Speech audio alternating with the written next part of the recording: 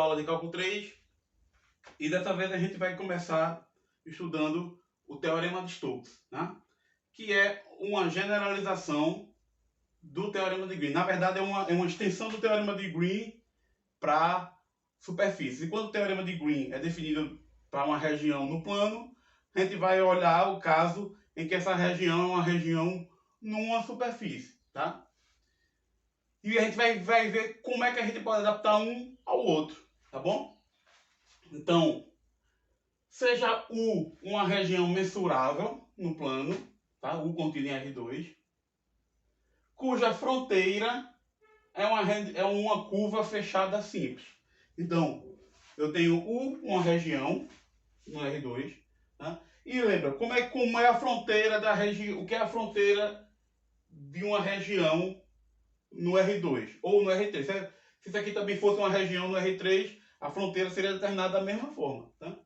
No caso de uma região no R2, você vai pegar a fronteira, o conjunto de todos os pontos, que no caso aqui estão em azuis, tal que qualquer bola aberta centrada nele, que no caso aqui são discos abertos, conjunto dos pontos cuja distância a esse fixado ponto aqui é menor que um certo raiozinho dado, né? Então, se qualquer bola aberta contém pontos tanto de fora de U quanto de dentro de U.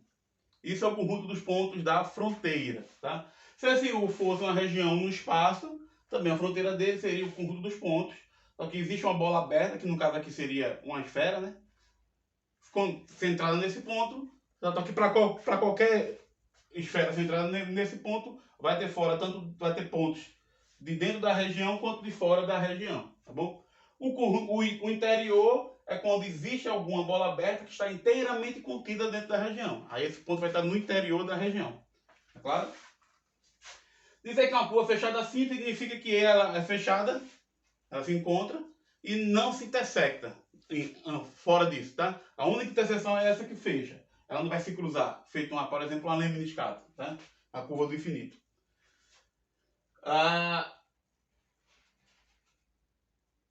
Então, eu estou supondo que essa fronteira, a gente pode escrever ela, não lembra que a gente supôs que a gente podia escrever ela como sendo uma união finita de curvas de classe C1, tá bom?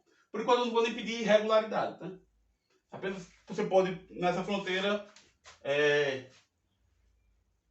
escrever essa fronteira como sendo uma união finita de curvas de classe C1. Então, quando é que a gente definiu que ela está positivamente orientada? A gente definiu que ela está positivamente orientada quando, ao caminharmos sobre ela, a nossa região, a região U, fica do lado esquerdo da gente, tá bom? Então, é como se a gente estivesse olhando para a seguinte construção. Quando eu coloco isso no R3, eu posso mergulhar essa região, o R2, como sendo um dos pontos X e Y, 0. Tá? Quando eu faço isso, a minha normal está aqui, saindo. Deixa eu pegar de outra cor.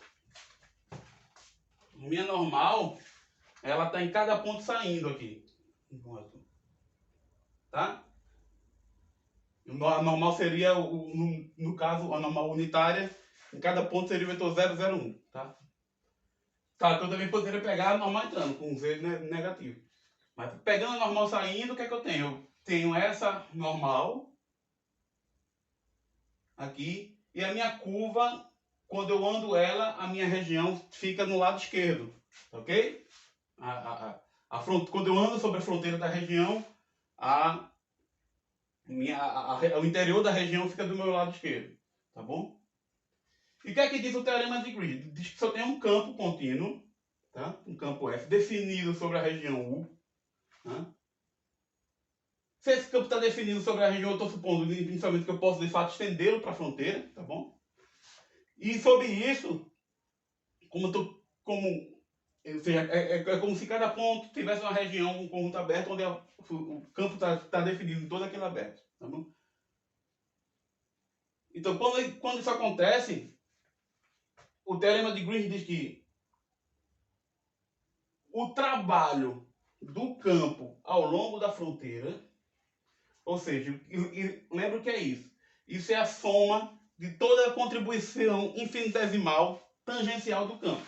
Eu tenho esse campo aqui eu vou pegar a componente tangencial dele, isso infinitesimalmente, e vou somar essa contribuição ao longo da curva, tá bom? Então isso é o trabalho do campo ao longo da curva. O teorema de Green diz que isso vai ser igual a medida que a gente chamou de rotacional no plano, tá? Do campo. O que seria esse rotacional no plano, tá? Quando a gente olha esse campo como sendo, isso aqui é um campo bidimensional. Quando a gente olha ele agora, olhando ele dentro do R3, fazendo a terceira coordenada deles então f de x e y, a gente vai pegar f de x, y, z, uma extensão dele, tal que a primeira coordenada é f1 de x e y, a segunda coordenada é f2 de x e y, a terceira coordenada é 0, como fosse uma extensão. Tá? Quando a gente olha isso, o rotacional dele vai ser 0, 0 e aquele que a gente definiu, aquele componentezinho do rotacional no plano. Tá bom? Com isso, o teorema de Green diz que se eu somar essa contribuição em cada ponto da região, infinitesimalmente, né? Estou pegando aqui um elemento de área da região. A contribuição disso ao longo sobre toda a região é exatamente o trabalho ao longo da fronteira.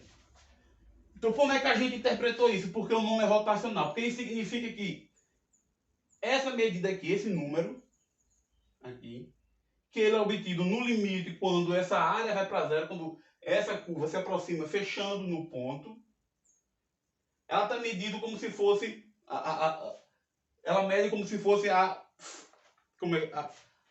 tendência do campo a rodar. Ela mede o quanto o campo tende a rodar em torno desse ponto, no limite. Então esse é o rotacional. Essa medida aqui, esse valor aqui, em um dado ponto, ele é como se fosse uma medida do quanto o campo tende, então eu estou aqui, eu estou nesse ponto, o quanto o campo tende a rotacionar em torno desse ponto. Por isso o nome é rotacional. Tá bom?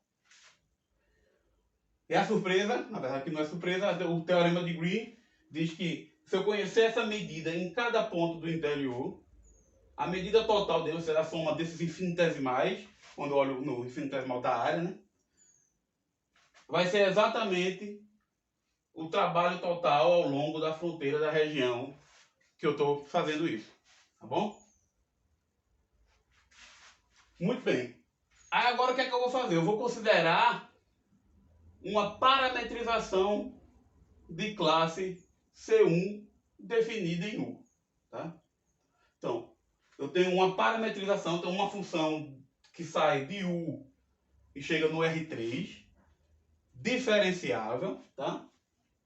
Então, deixa eu pegar aqui uma parametrização de classe C1. Não estou nem supondo por enquanto regularidade, tá bom? Então, eu tenho essa parametrização de classe C1. Peraí, deixa eu ajeitar aqui a câmera.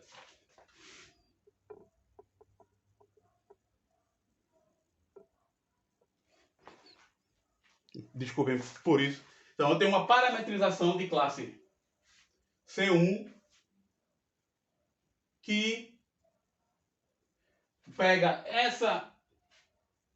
essa região U e manda em uma outra região, em uma região no R3. Tá? Isso aqui está contido no R3. Vou fazer aqui um triedro aqui. Tá? Isso aqui está contido no R3. Tá bom? Como a gente já viu a ideia de parametrização.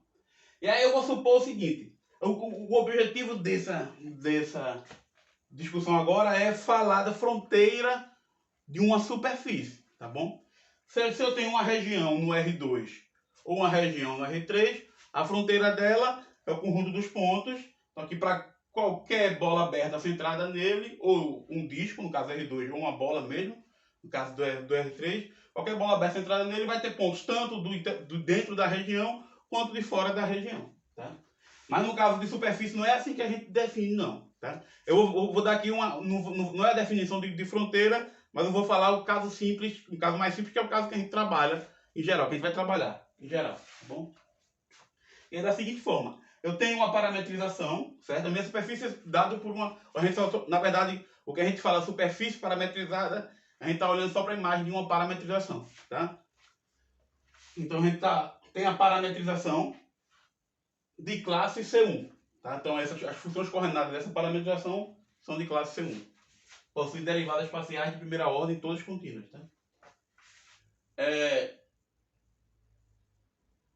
E aí suponha que para cada ponto na sua fronteira, para cada U0, X0 na fronteira,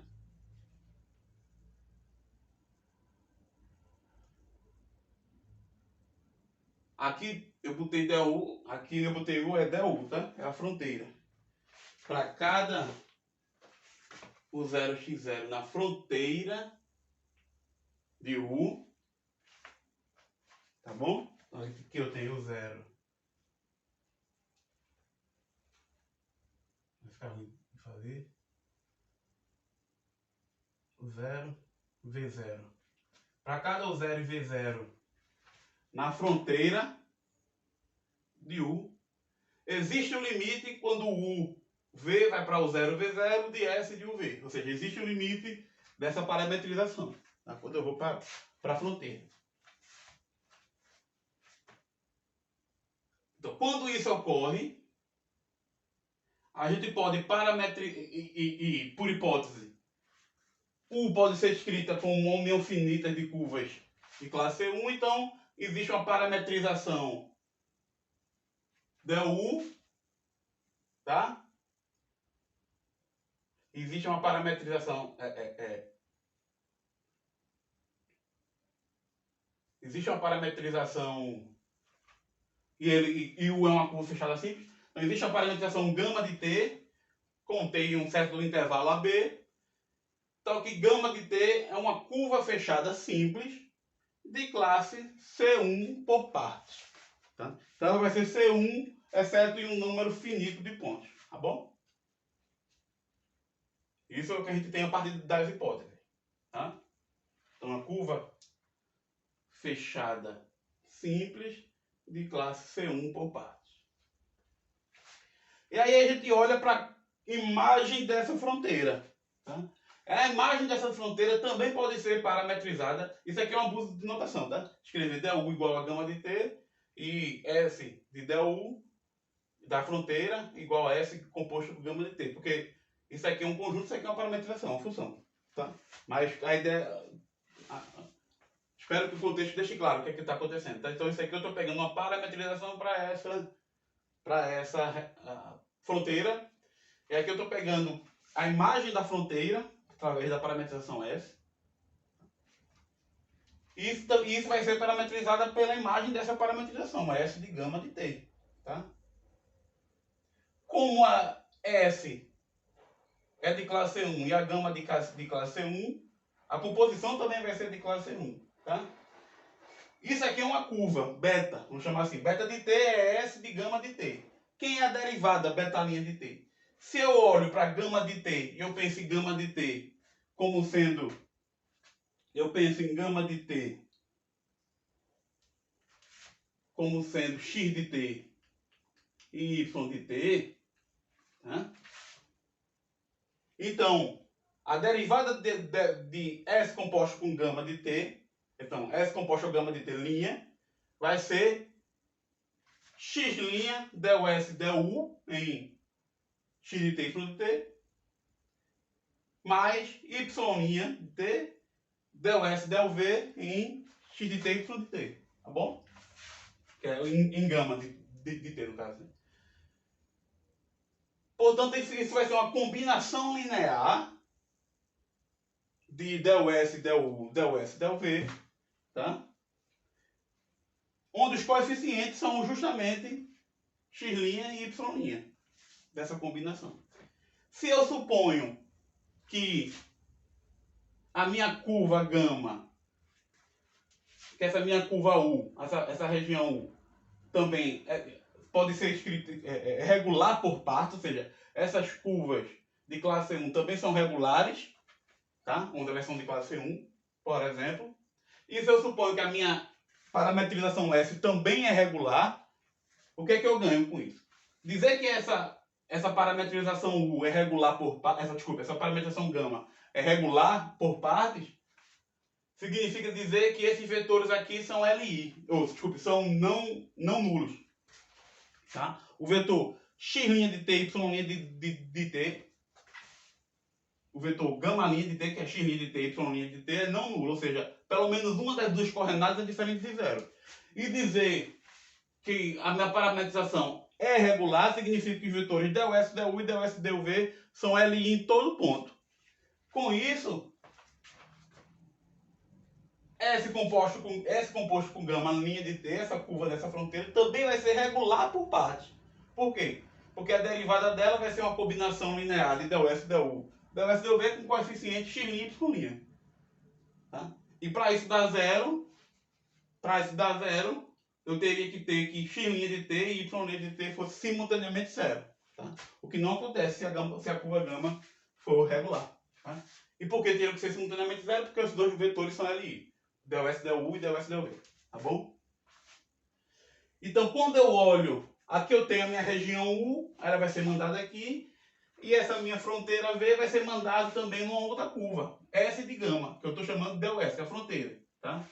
Que se essa minha curva V for... Se essa minha parametrização gama for de classe C1 por partes, e essa minha a parametrização da curva, né, gama, for de classe C1 por partes, e a parametrização da superfície também for de classe C1, então essa minha curva vai ser C1 por partes. E se essa curva gama for regular, e essa parametrização for regular, ou nos pontos em que forem regulares, a parametrização S composta por gama curva também vai ser regular, tá bom?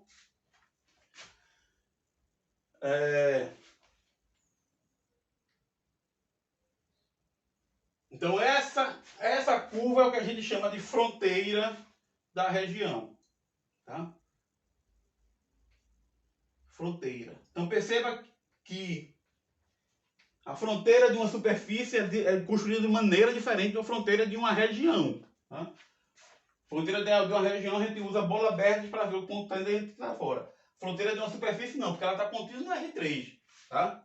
Então ela não vai conter nenhuma bola aberta do R3. Tá bom? Nenhum ponto aqui, a superfície não vai conter nenhuma bola aberta no R3 para nenhum ponto dela. Então o que a gente está falando de interior da superfície é essa parte de dentro aqui que vem do interior da região.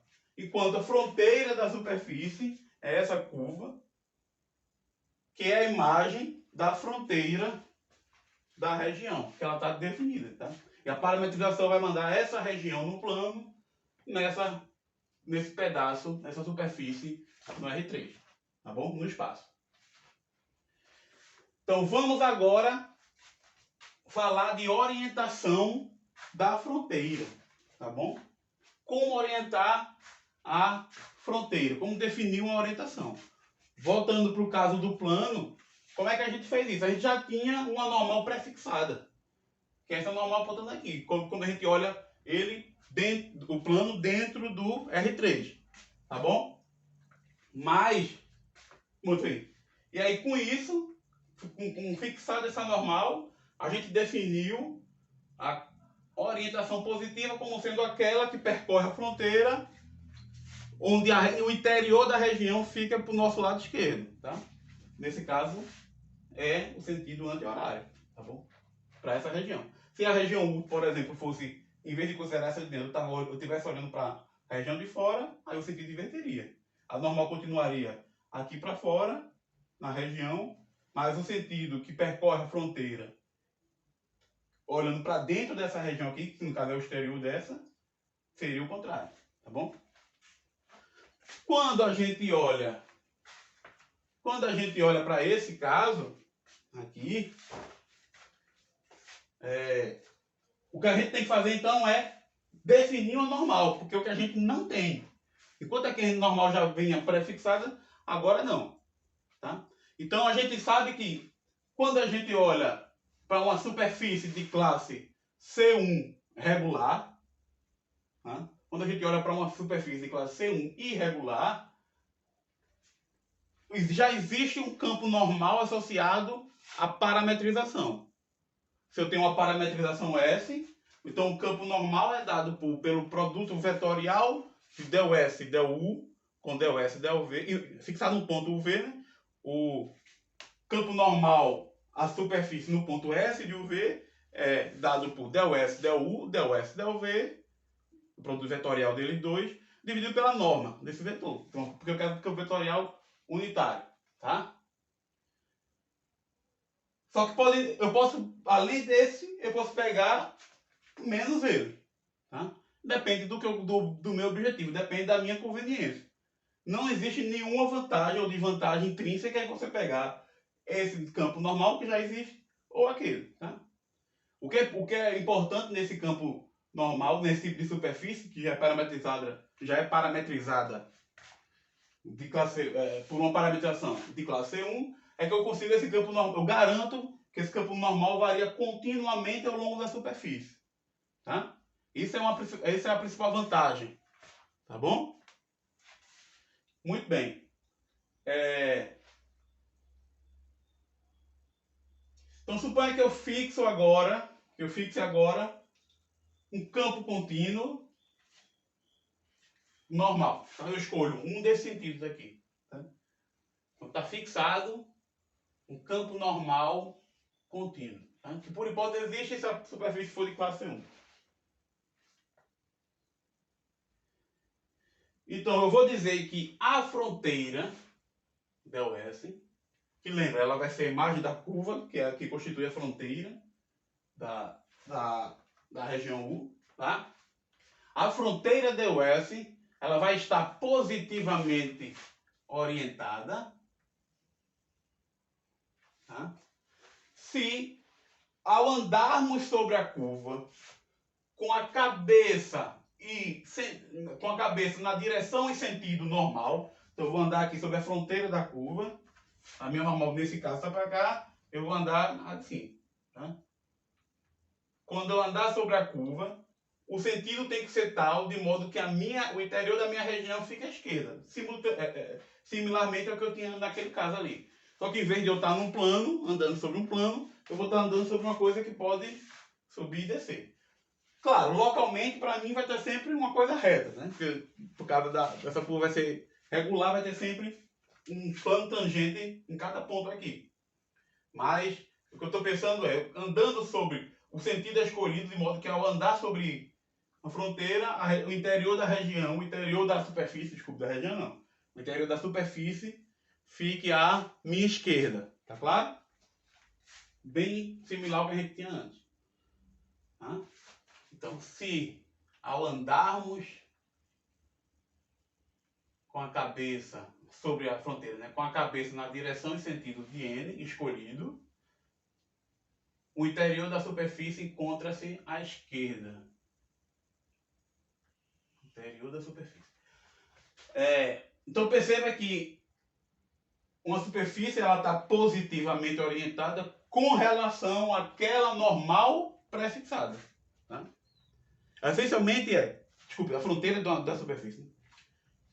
Então a gente diz que a superfície, a fronteira dela está positivamente orientada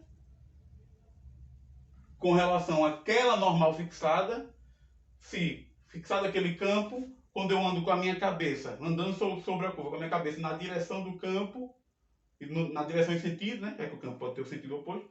Na direção e sentido, a minha curva fique posicionada, o interior da superfície, desculpe, fique posicionado à minha esquerda, tá? À esquerda da curva. Tá bom? Tem uma maneira mais técnica de fazer isso, que é o seguinte: perceba que eu tenho um campo normal, que a gente pode supor que pode ser estendido para a fronteira, tá?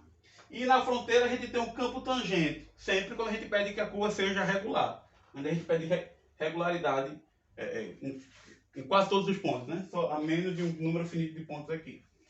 A gente vai ter uma regularidade também na fronteira. Então a gente já tem um campo normal e a gente vai ter também um campo tangente ao longo, a mesma número finito de ponto, um campo tangente ao longo. Tá?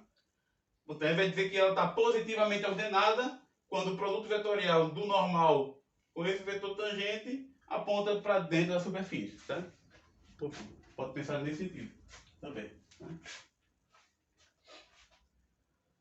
Muito bem.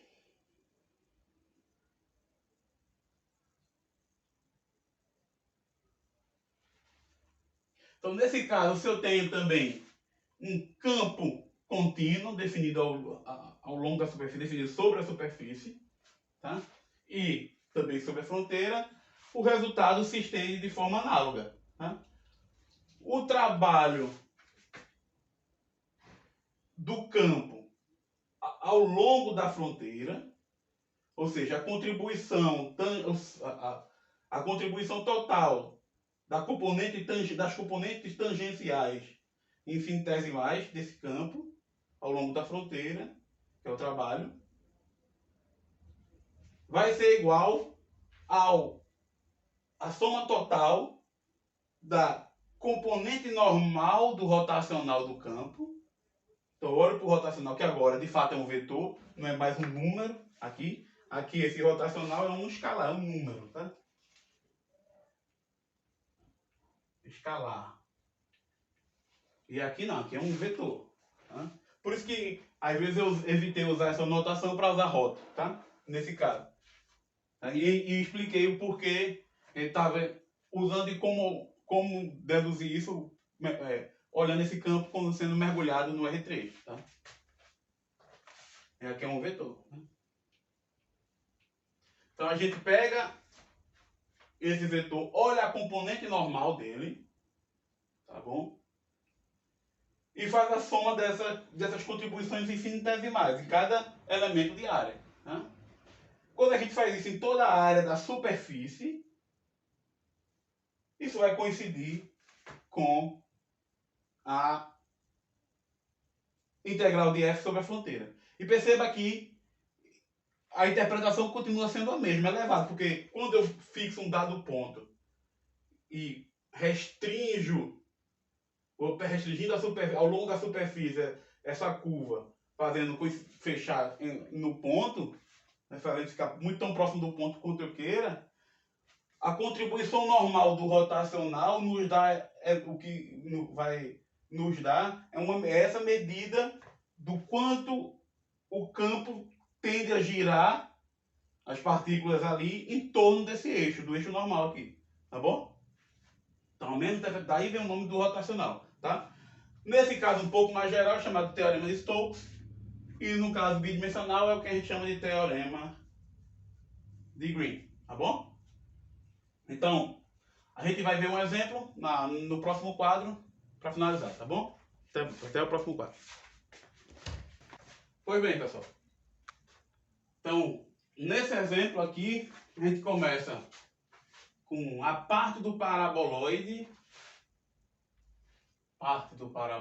z igual a 1 menos x quadrado menos y quadrado acima do plano z igual a 0. Tá? Acima do plano z igual a 0. Então estou pegando essa parte aqui do paraboloide acima desse plano, x e y, tá? Como é que eu parametrizo? Eu olho para a região U igual a U quadrado mais V quadrado menor ou igual que U, então eu estou olhando para esse disco preenchido, né? De raio no máximo 1, tá? Um raio de 0 até 1, estou olhando esse disco. E a parametrização é um gráfico da função v igual a 1 menos x quadrado menos y quadrado. Vai ficar u, v e z, né? 1 menos u menos u quadrado menos v quadrado. Tá? Também poderia botar com relação a x e y. Também poderia fazer f de x e y igual a x, y, 1 menos x quadrado menos y quadrado. Também, tá?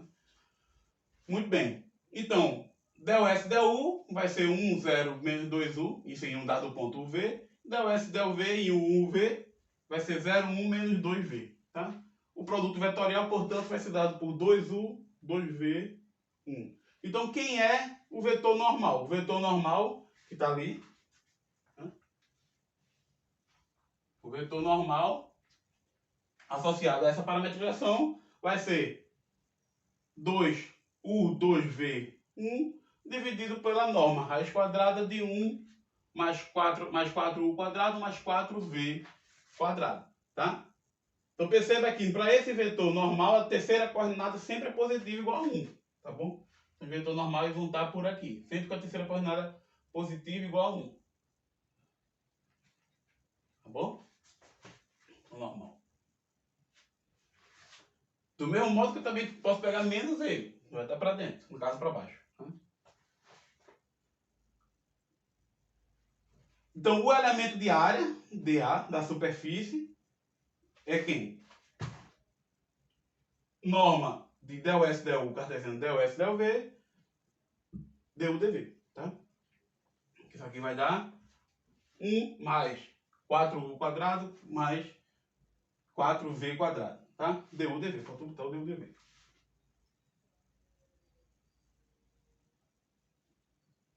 Du, dv. Tá bom? E aí com isso, por exemplo, a gente já pode se perguntar qual é a área dessa região. Então a gente vai calcular a área dessa região aqui. A gente faz uma mudança de variável, fazendo U igual a R cosseno θ, V igual a R seno θ, onde R vai de 0 a 1, θ vai de 0 a 2π. Então a gente aqui vai ficar de 0 a 2π, de 0 a 1, raiz quadrada de 4, aí, U quadrado mais V quadrado é o R ao quadrado, de 4R ao quadrado.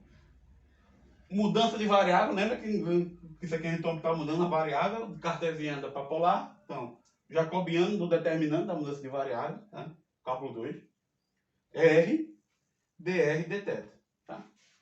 Aí uma mudança simples de variável aqui, w igual a 1 mais 4r ao quadrado, já resolve a integral. Aqui a gente nem precisa se preocupar com θ, não depende de θ, não vai ficar 2π vezes integral de 1 a 5, e aí o que vem dentro depois. Raiz de W sobre 8 dW, e aí continua. Isso aí é relevante. Tá?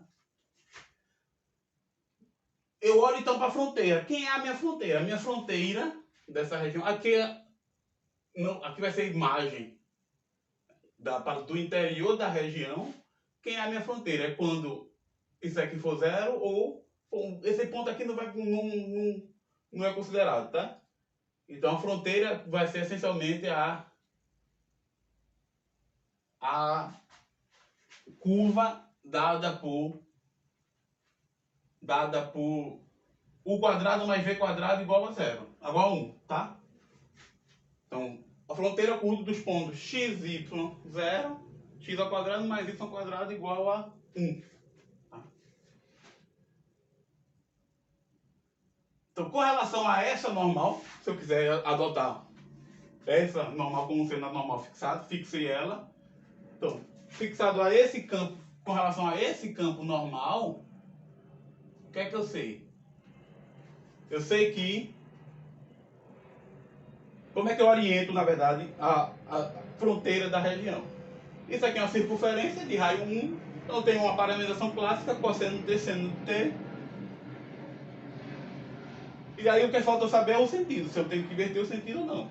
Nesse caso aqui, quando eu ando no sentido anti-horário, ou seja, o sentido positivo, quando eu pego a parametrização cosseno t, seno t, então o interior da superfície vai ficar para a minha esquerda. Portanto, essa parametrização já está positivamente orientada para a fronteira. Tá? Ela já é uma parametrização da fronteira que está positivamente orientada. Então, por exemplo, se eu pego o campo f de x igual a y seno de z menos 1, 0, 0. Então, esse campo ele só tem coordenada y. O resto é nulo. Tá? Então, desculpe, coordenada x. O resto é nula. Esse campo ele está nessa direção aqui, ó, vindo sempre na direção x. Tá? Como se fosse, ele é proporcional ao vetor 1, 0, 0. Tá? Então esse campo em qualquer ponto ele está assim. Tá? Ele vai atravessar essa superfície. Tá bom? Se eu quiser, por exemplo, calcular o fluxo do rotacional através dessa superfície, ou seja, se eu quiser que perceba que isso daqui é o fluxo do rotacional, tá? Eu estou somando a contribuição tangencial, desculpe, contribuição normal do rotacional da superfície, do campo, tá? Então isso aqui é o fluxo do rotacional do campo através da superfície S, tá bom? E o que o teorema de Stokes diz é que o fluxo do rotacional do campo através da superfície, sobre as hipóteses que a gente já comentou, é exatamente o trabalho do campo ao longo da fronteira. Tá? Então, como eu estava falando aqui, se eu quiser calcular o fluxo, nesse caso é muito mais simples eu olhar para a fronteira da superfície, que é uma circunferência, e quando eu estou olhando para o fluxo sobre essa curva, o que é que eu tenho? Eu vou ter, quando eu olhar para o fluxo sobre essa curva, o y é o seno, então eu vou ter seno de t, o z é 0, seno de 0 é 0, menos 1, vai ficar menos o seno de t, 0, 0, já que o campo tem coordenada 0. E o vetor tangente a essa curva é menos o seno, cosseno. Menos seno de t, cosseno de t. Quando eu fizer o produto termo, fica seno ao quadrado, que vai ficar menos com menos, seno ao quadrado de t, isso é integral de 0 a 2π. Né? Integral de 0 a 2π, seno ao quadrado de t, já viu isso várias vezes, dá π. Tá bom? Quem quiser calcular, usa usa o fato de que cosseno de 2t é seno ao quadrado, desculpe, cosseno de 2t é cosseno ao quadrado menos seno ao quadrado. Tá? E aí usa essa identidade e dobra o a. O dobro vai escrever em função de cosseno de 2t, tá bom? Essa aqui que calcula. Então, até mais. Na próxima videoaula a gente ataca o teorema da divergência, tá bom?